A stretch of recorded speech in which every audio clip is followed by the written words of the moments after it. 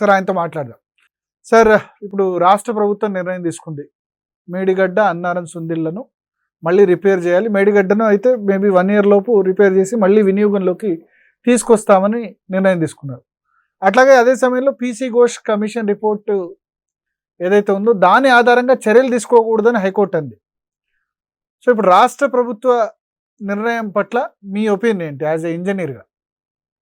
దానికంటే ముందు మళ్ళీ తెలంగాణ ఉద్యమం వ్యాధికి వస్తుంది.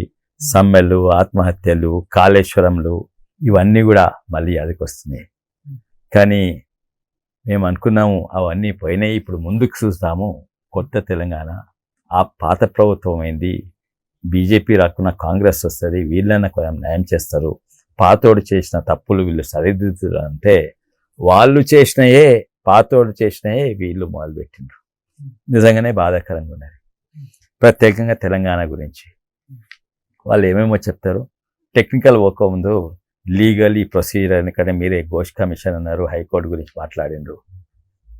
అప్పుడు ఏమన్నారు, కాళేశ్వరం కుంభకోణంలో లక్షలాది కోట్లు పోయినాయి, తప్పనిసరిగా కేసీఆర్ జైల్లో పడతారు, ఇవి అవే అన్నారు. తర్వాత ఇన్నేళ్ళు నాన్పి 2 నెలల తర్వాత అధికారంలోకి వచ్చే కాంగ్రెస్ ప్రభుత్వము పీసీ ఘోష్ కమిషన్కు ఒక మ్యాండేట్, టర్మ్స్ ఆఫ్ రెఫరెన్స్ ఇచ్చిందని కాళేశ్వరం మీద. ఇది ఎప్పుడు ఇచ్చిందంటే అది మేడిగడ్డ కూలిపోయినాక ఇంక అందరు చూస్తుండ్రు, ఏం చేస్తలేదు ప్రభుత్వం అంటే ఈయన ఘోష్ కంటగడదామని ఘోష్ కమిషన్కి ఇచ్చిండ్రు.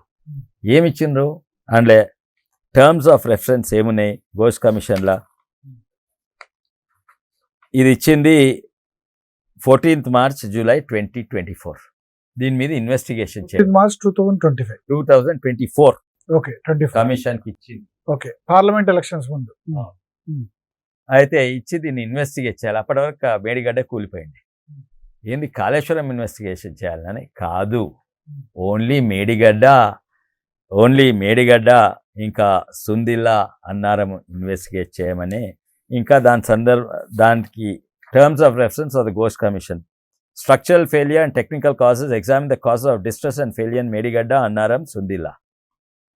ఇది మొత్తం కాళేశ్వరం ప్రాజెక్ట్ కాదు. కాళేశ్వరం ప్రాజెక్ట్ అంటే కొండపోచమ్మ సాగర్ నుంచి, పంప్ హౌస్ల కాడ నుంచి, టన్నుల కాడ నుంచి ఎన్నో ఉన్నాయి. అయితే ఓన్లీ ఇది ఎందుకంటే మేడిగడ్డ పోయింది. Assess design inadequacy or operation maintenance practices, construction quality and geotechnical, అది కరెక్ట్ ఫౌండేషన్ ఉందా లేదా, దీని మీదనే. ఇది కాళేశ్వరం ఓవరాల్ ప్రాజెక్ట్లో ఒక భాగం, దాని మీదనే చేయమన్నది. వాళ్ళు చేసిండ్రు, ఓ రిపోర్ట్ ఇచ్చిండ్రు కేసీఆర్. ఆ రిపోర్ట్లో కేసీఆర్ని పిలిచిండ్రో, వీళ్ళని పిలిచిండ్రో, హరీష్ రావు పిలిచిండ్రో, కొంతమంది పిలిచిండ్రు, ఐఏఎస్ ఆఫీసర్ను, స్మితా సబర్వాల్నో, ఎవరినో వాళ్ళని పిలిచిండ్రు, ఏదో అడిగిండ్రు, చేసిండ్రు, ఓ రిపోర్ట్ ఇచ్చింది. దేని మీద రిపోర్ట్ ఇచ్చిండ్రు? వీళ్ళు అడిగిన టర్మ్స్ మొత్తం కాళేశ్వరం ఓన్లీ దాని మీద రిపోర్ట్ ఇచ్చినాక వీళ్ళు కోర్టుకు పోయినరు. ఆ రిపోర్ట్లో ఎన్నో ఉన్నాయి, తప్పులు జరిగినాయి, ఫలానా వాళ్ళకు ఫలానా రెస్పాన్సి, ఫలానా ఐఏఎస్ ఆఫీసర్లకు ఫలానా రెస్పాన్సిబిలిటీ, ఇది చేసిండ్రు, ఇది చేయలేదు అని రిపోర్ట్లు ఉన్నది. దీనిలో గొంతు ఒత్తేసిండ్రు. కొన్ని జాల ఇంజనీర్లు చెప్తే దాని గొంతు ఒత్తేసి ఇట్లా చేయమన్నారు. జాల ఇంజనీర్ తప్పు, కాల కేసీఆర్ తప్పు, ఇది కూడా అన్నారు. అయితే హైకోర్టుకు పోయినరు కేసీఆర్ గారు. దేని కొరకు పోయినరు? మా నేరం లేదు, మేము మాట్లాడేందుకు అవకాశమే లేదు, మేము చక్కగా ప్రజెంట్ చేసేందుకు అవకాశమే లేదు. అయితే హైకోర్టు తీర్పిచ్చింది. ఏం తీర్పిచ్చింది? వీళ్ళు నిర్దోషులని ఇచ్చిండ్రా, వీళ్ళు సుధపూసలని ఇచ్చిండ్రా, కాళేశ్వరం మంచి ప్రాజెక్ట్ అని ఇచ్చిండ్రా? ఇయ్యలేదు. వాళ్ళు కేవలం టెక్నికల్గా పోతే వీళ్ళకు యాక్షన్ తీసుకోవద్దని చెప్పింది కదా సార్. నన్ను నోరు మూసి తీర్మానం ఇస్తే దాన్ని యాక్షన్ తీసుకోవచ్చు. ఇంకోటి ఘోష్ కమిషన్ ఎవరండి? వాళ్ళు రిపోర్ట్ ఇస్తారు. ఘోష్ కమిషన్ మీద యాక్షన్ తీసుకోరాదు. ఒక హైకోర్టు మీద, సుప్రీంకోర్టు మీద, లోవర్ కోర్టు మీద యాక్షన్ తీసుకోవచ్చు. ఘోష్ కమిషన్ తీసుకొని ఘోష్ కమిషన్ రిపోర్ట్ మీద కమిషన్ రిపోర్ట్ మీద ఎవరు యాక్షన్ తీసుకోరు. అదే చెప్పింది హైకోర్టు. సాంకేతిక కారణాల వల్ల కాదు, లీగల్ కారణాల వల్లనే వాళ్ళు సెలబ్రేట్ చేస్తున్నారు, మేము గెలిచాం. ఏం గెలిచిండ్రు? ఇప్పుడు రాష్ట్ర ప్రభుత్వం ఒక నిర్ణయం తీసుకుంది, అదే మేడిగడ్డను మళ్ళీ పునరుద్ధరిస్తాం, ఆ ప్రభుత్వం అయినా ఈ ప్రభుత్వం అయినా కంటిన్యూన్స్ ఆఫ్ గవర్నెన్స్ కాబట్టి దాన్ని మళ్ళీ పియర్స్ ఏదైతే బ్యారేజ్ మేడిగడ్డ బ్యారేజ్లో 2 పిల్లర్లు కుంగాయో దాన్ని మళ్ళీ రీకన్స్ట్రక్షన్ చేస్తామని చెప్తున్నారు, అదే నాకు రిపేర్ భయం. చేస్తామంటారు. అందుకే నాకు మళ్ళీ భయం అవుతుంది. వీళ్ళకి తెలిసి చేస్తుండ్రా, తెలవక చేస్తుండ్రా, కాంట్రాక్టర్ల ఒత్తిడి వాళ్ళు చేస్తుండ్రా. ఇది కాళేశ్వరం అనేది మొత్తానికి మొత్తం సిస్టమ్ డిజైన్ తప్పు. ఇప్పుడు మేడిగడ్డ అంటే ఆ జస్ట్ ఫౌండేషన్ డిజైన్ తప్పు. ఒక system design and component, Medigadda is one component. ఇప్పుడు మేడిగడ్డ మంచిగా చేసింది అనుకోండి, ఆ ఉన్న గేర్ మంచిగా లేకుండా మంచిగా చేసిండ్రు, అయినా సైకిల్ వెనకకి పోతుంది, అయినా సైకిల్ ముంగర తొక్కితే ఫ్రీ వీల్ అయితే వెనకకి తొక్కితే పవర్డ్ వీల్ అవుతుంది. అయితే మేడిగడ్డ రిపేర్ చేసినా కూడా సిస్టమ్ డిజైన్ ప్రాబ్లం ఉన్నది. నేను ఒకటి వెదర్ సైన్స్ ప్రకారం కూడా అసలు ప్రతి సైన్స్ ప్రకారంగా అది వ్యతిరేకము. Design of overall system is wrong. Cost economy గురించి మీకు తెలుసు, ఒక ఎకరానికి 1,50,000 నుంచి 2 లక్షలు అవుతున్నది. ఒక ఎకరం ఇరిగేషన్ కు 1,50,000 నుంచి 2 లక్షలు. 2 లక్షలు అవుతుంది ఒక ఎకరం కాదు, అంటే after 8th stage or something. ఆ. ఎందుకంటే అంటే ఏ స్టేజ్ అంటే రంగనాయక సాగర్ దగ్గర లేకపోతే అక్కడ తర్వాత మల్లన్న సాగర్ దగ్గర సిద్దిపేట మెదక్ జిల్లా కావాలంటే తర్వాత ఒక ఎకరం ఎత్తిపోయడానికి ఇప్పుడు కొందపోచమ్మా డ్రింకింగ్ తాగునీరు కొరకు సరే, తాగునీరు కొరకు ఎంతైనా పర్వాలేదు, కానీ సాగునీరు కొరకు అక్కడ ఎకరం ఇరిగేట్ చేస్తే దాని కింద కొండపోచమ్మ ఒక ఎకరానికి అయ్యే ఖర్చు 1,50,000 మినిమం అవుతుంది. ఏది కరెంట్ ఖర్చు మాత్రమే. ఒక ఎకరంలో పండే పంట, వరి పంట 30,000 పంట, 30,000 లాభం వస్తుంది మాక్సిమం ఒక ఎకరానికి. 30,000 లాభం అంటే ఖర్చులు అంటే అన్ని ఖర్చు మిగిలింది 30,000. ఆ 30,000 పంటకు 1,50,000 ఏంది ఎలక్ట్రిసిటీ ఖర్చు. అన్ని ఖర్చులు చూస్తే ఇంట్రెస్ట్ ఖర్చు, ఆపరేషన్ ఖర్చు, మెయింటెనెన్స్ ఖర్చు 2 లక్షలు అవుతుంది. దాని బదులు మీరు రైతు బందే 30,000 లాభంకు 1,50,000 ఖర్చు పెడతారు. అయితే మరి రైతు కోసం ఎంతైనా ఖర్చు పెడతాం అంటున్నారు. ఎంతైనా ఖర్చు పెడతారు, రైతు బందే 1,00,000 రాదు. ఆ కాంట్రాక్టర్ కిందకి ఇవ్వాలి, ఈయనకెందుకు ఇవ్వాలి? అంటే రైతు బంధు ఎకరానికి ఇప్పుడున్న 10,000 బదులు 1,00,000 ఇవ్వచ్చు. సో రైతు ఇవన్నీ మీరు అంత ఖర్చు పెట్టి ఈయనకు 10,000 ఇస్తారంట. 30,000 లాభానికి 1,00,000 మెయింటెనెన్స్ కు కరెక్ట్ ఏమో 1,00,000 ఖర్చు పెడతారు, రైతుకేమో 10,000 ఇస్తారంట. ఇదేం న్యాయమయ్యా? సో ఎకరానికి ₹1,00,000 రైతు బంధు ఇవ్వచ్చు అంతే. ఇది బంద్ చేసి ఈ ప్రాజెక్ట్ 18 లక్షల ఎకరాలకు 18 కదా, 18 లక్షల ఎకరాల ఆయకట్టు, 18 లక్షల ఎకరాల స్టెబిలైజేషన్, మొత్తం 36 లక్షలు. ఎందుకంటే ఇంకా టెక్నికల్ చెప్తే నేను ఎక్స్ట్రీమ్ ఎగ్జాంపుల్ చెప్పాను. ఎందుకంటే కొండపోచమ్మ తర్వాత ఆ హైట్ మల్లన్న సాగర్ తర్వాత, కానీ మల్లన్న ఇప్పుడు మానేర్ కింద వాస్తవంగా అక్కడ నీళ్ళు పెద్ద అవసరం లేదు, ఆల్రెడీ నీళ్లు ఉన్నాయి అక్కడ. కానీ అక్కడికి అంత ఖర్చు కాదు, అక్కడికి 20,000 ఖర్చు అయితే మానేర్కి. ఎందుకంటే అది ఓన్లీ 1 or 2 స్టేజెస్ 3 స్టేజెస్ తర్వాత. మిడ్ మానేర్ దగ్గర తక్కువనే ఖర్చు అయ్యేది. అక్కడ కొంచెం వాటర్ తక్కువ ఉన్నప్పుడు కొన్ని కాలాల్లో అదే నిండుతుంది. నిండంటే ఇంకా మీరు నీళ్ళు వస్తాయి, మళ్ళీ కిందికి ఇడవాల్సి వస్తుంది, మళ్ళీ గోదావరిలో కలుస్తాయి. చూసింది కదా, ఎప్పుడో ఒకసారి కరువు వచ్చినప్పుడు, నీళ్లు కరువు వచ్చినప్పుడు అప్పుడు నింపడానికి పనికొస్తాయి.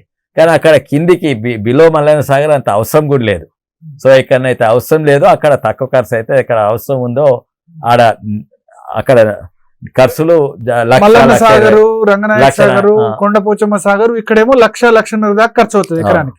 ఇది డిజైన్ ప్రకారంగా, ఎకానమీ ప్రకారంగా, ఎలక్ట్రిసిటీ నేను 15 కారణాలు ఎందుకు ఇది మంచి పని చేయదని, 16 శాస్త్రాల ప్రకారంగా, ఎలక్ట్రిసిటీ పంపింగ్ కాస్ట్ ప్రకారంగా, హైడ్రాలజీ ప్రకారంగా, మీటియరాలజీ ప్రకారంగా, అగ్రికల్చర్ సైన్స్ ప్రకారంగా, కాంపెన్సేషన్ సామాజిక న్యాయం ప్రకారంగా కాంపెన్సేషన్ మల్లన్న సాగర్ నుంచి ఎలగొట్టింది కదా, 4,000 ఎకరాలు ఊర్లో ఎలగొట్టింది. సామాజిక న్యాయం ప్రకారంగా, రైతు బంధు పాలసీ ప్రకారంగా, సివిల్ ఇంజనీరింగ్ ప్రకారంగా, ఎలక్ట్రికల్ ఇంజనీరింగ్ ప్రకారంగా, బేసిక్ ఫిజిక్స్ ప్రకారంగా స్కూల్లో చదువుకుంటాం కదా, హైడ్రో జియో మార్ఫాలజీ ప్రకారంగా. నేను అప్పుడు ఇది కొట్టుకోపోయినప్పుడు ఏది మేడిగడ్డ అక్వేరియంలో ఉష్కేష్ చూపెట్టిన దాని ప్రకారంగా, జియాలజీ ప్రకారంగా, పోటమాలజీ అంటే రివర్స్ సైన్సెస్ ప్రకారంగా, అంటే అది మునిగిపోయింది కదా, ఏది పంపులు మునిగిపోయినాయి కదా, రివర్స్ సైన్స్ ప్రకారంగా, ఎకాలజీ అండ్ క్లైమేట్ సైన్స్ ప్రకారంగా, లీగల్ పర్మిషన్స్ లీగాలిటీ ప్రకారంగా, తర్వాత సీస్మాలజీ ప్రకారంగా. ఆ మల్లన్న సాగర్ ఏదో సీస్మిక్ జోన్లో కట్టిందంట. భూకంప 15 కారణాలు ఉన్నాయి, 15 శాస్త్రాల ప్రకారంగా ఇది తప్పు తప్పు తప్పు. అయితే ఇక్కడ ఒకటి ఏంటంటే ఫుడ్ సెక్యూరిటీ ఏంటంటే, మరి తెలంగాణకు రైతుకు అమెరికా లాంటి కంట్రీస్ రైతులకు చాలా సబ్సిడీలు ఇస్తున్నాయి. మనకు ఫుడ్ సెక్యూరిటీ వద్దా? ఆ డబ్బులు తినలేం కదా, అన్నమే కదా తినాల్సింది, ఎంతైనా వరే కదా తినాల్సింది, లేకపోతే గోధుమనే తినాల్సింది కదా. ఇప్పుడు రైతుకి ఇట్లా డబ్బులు ఇచ్చుకుంటూ పోతే పంట ఎవరు పండిస్తారు? పంట తెలంగాణకు అవసరం కదా. అప్పుడెప్పుడో మనం 2014-15 కాళేశ్వరం కట్టక ముందు చాలా తక్కువ పంట ఉండే. ఇప్పుడు దేశానికే మనం ఆదర్శంగా నిలిచాం. వరి పంటలో ఈస్ట్ గోదావరి కంటే కూడా కరీంనగర్ ఎక్కువ పండిస్తుందని అంటున్నారు. కరెక్ట్. ఫుడ్ సెక్యూరిటీ యాక్చువల్లీ వెనకట కరువుతోటి చచ్చిపోతుండే మనుషులు. స్వాతంత్రం వచ్చినాక గ్రీన్ రెవల్యూషన్ అనేది ఫుడ్ సెక్యూరిటీ స్టేబుల్ అయింది. ఇప్పుడు రివర్స్ ఫుడ్ సెక్యూరిటీ ఉంది. ఒక్కొక్కరు బువతిని పొట్టలు పెంచుకుంటున్నారు. మనం అవసరం ఉన్న దానికంటే 2 కాదు 3 7 ఎక్కువ పండిస్తున్నాం. మనం అంటే ఏది? తెలంగాణ రాష్ట్రం. తెలంగాణ రాష్ట్రంను పొట్టలు, డయాబెటీస్, షుగర్ రాష్ట్రం కన్వర్ట్ చేస్తుంది. మనం పండించేది మనం ఎంత యావరేజ్గా ఒక మనిషి తెలంగాణ అంటే పెద్ద మనుషులు, ముసలోళ్ళు, చిన్నోళ్ళు తక్కువ తింటారు, మహిళలు తక్కువ తింటారు, నాస్తుంటోళ్ళు, ఆఫీస్లో ఏసీ కార్లు తిరిగేటోళ్ళు తక్కువ తింటారు, పొలం వచ్చేసి యావరేజ్గా 72 kgs పర్ ఇయర్ తింటారు. 72 kgs ఒక పర్సన్ ఒక 72 kgs అంటే ఏడాదికి. అయితే 4 కోట్ల మంది అంటే దాదాపు 30 లక్షల టన్నులు. 4 × 72 28.8 అందాజ దాదాపు 29 లక్షల టన్నులు ఏంది బియ్యం అంటే వడ్లను కన్వర్ట్ చేస్తే అవి 40 లక్షల టన్నులు అవుతాయి. మనం పండించేదంత మన ఉత్తమ్ కుమార్ రెడ్డి గారే చెప్పినారు లాస్ట్ ఇయర్. అంటే కాళేశ్వరం కూలిపోయినాక రికార్డ్ పండించినాము. ఇంతకుముందు కాళేశ్వరం ఎక్కువ పండిస్తే నా వల్ల పండించారు, నా వల్ల కాళేశ్వరం వల్ల పండించారు. కాళేశ్వరం కూలిపోయినాక రికార్డ్ పంపించినాము 2,80,00,000 టన్నులు. అంటే 7 ఎక్కువ పండించినాం.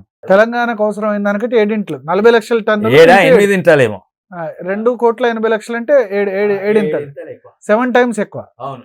మనకు కాకపోతే భారతదేశానికి, ఆంధ్రప్రదేశ్కి ఎవరికి అవసరం అండి? ఎవరికి? ప్రతి రాష్ట్రం ఎక్కువ పండిస్తుంది. భారతదేశంలోనే ఎక్కువ పండుతున్నాయి వరి పంట. అది భారతదేశాన్ని లిటరలీ హెల్త్ ప్రకారంగా ఆర్థికంగా నాశనం అయిపోతుంది. ఈ రోజు ఎక్స్పోర్ట్ చేయడం అది ఈ వరి వండేది కేసీఆర్ కాళేశ్వరం వల్ల కాదు. ఎందుకంటే కాళేశ్వరం కూలిపోయినాక రికార్డు. ఇది వరి వండేది ఎట్లా అంటే మోడీ ఇచ్చిన యూరియా వల్ల. అన్నిట్లో ఎక్కువ కొనుగోలు 30,000 కోట్లు తెలంగాణ నుంచి కొనుగోలు చేస్తున్నాడు. రేవంత్ రెడ్డి గారు ఏమిస్తలేరు అంటున్నారు కదా, గుడ్డు పెట్టుకొని తిరిగినరు. 30,000 కోట్లు 40 లక్షల తెలంగాణ రైతు కుటుంబాలకు 30,000 కోట్లు ఇస్తుండ్రు. అంటే దాదాపు ఫుడ్ కార్పొరేషన్ ఆఫ్ ఇండియా కొనుగోలు చేస్తేందుకు. అయితే దాని తర్వాత అది పండేది ఎందుకంటే కాళేశ్వరం నీళ్ళు వల్ల కాదు. అన్నిట్లో highest per capital consumption of urea అంటే తెలంగాణ.